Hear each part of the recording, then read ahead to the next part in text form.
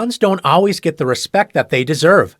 They are often captured and usually outpowered by the stronger pieces on the board. But when pawns begin to advance up the board together, they become a powerful force. Mobile pawns can be very dangerous, at times outpowering both minor and major pieces. With white to move, the position is locked up, and it looks like white will have to move the rook to safety with rook a7. But what if white could clear open a path for the advanced b and c pawns to march forward? To black's surprise, white played the powerful sacrifice rook takes c7 check. And after rook takes c7, white plays bishop takes b6. White has sacrificed an entire rook, but white's connected passed pawns are too much to handle. If black plays rook c8, moving the rook to safety, white will win after bishop takes d8, rook takes d8, and b6.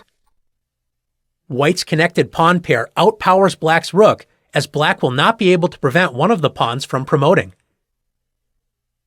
In the game, black played knight e6 and resigned after bishop takes c7.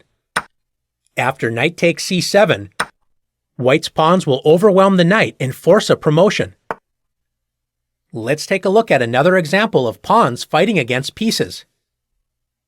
The French master Le Bourdonnais, playing the black pieces, has three powerful passed pawns dominating white's territory. Let's watch how he uses his pawns to overwhelm white's position, starting with the powerful move queen e1.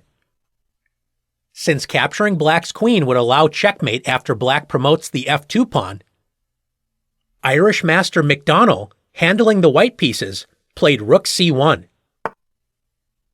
Black's queen is under serious pressure, so black supports the queen with the pawn advance d2. Black has two pawns anchoring the queen on e1, prepared to promote and capture the rooks if white dares to capture the queen. White tries to counterattack with queen c5, attacking black's rook. Black simply moves the rook to safety with rook g8. When after rook d1, black marches another pawn forward with e3. After queen c3, black's pawns overwhelm white's defenses after the stunning queen sacrifice, queen takes d1. And after rook takes d1, e2, white resigned as black's advanced pawns are stronger than the white queen and rook combined. Let's take a look at one more example together. Sacrificing a piece to gain a powerful pawn center can be very dangerous for an unprepared opponent. In the four knights opening, white can play the dangerous, but ultimately dubious, Halloween gambit with knight takes e5.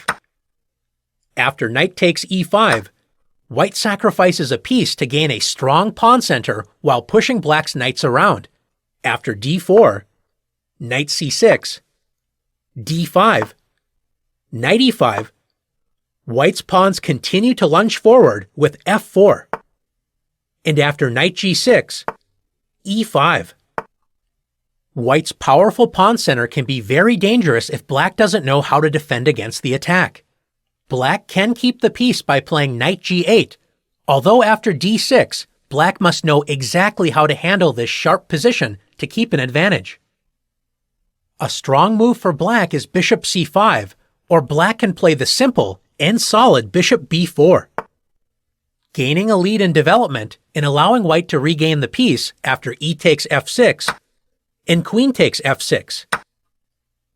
White's massive pawn attack has been broken up and black has a lot of pressure on white's position, especially against the knight on c3 and pawn on f4.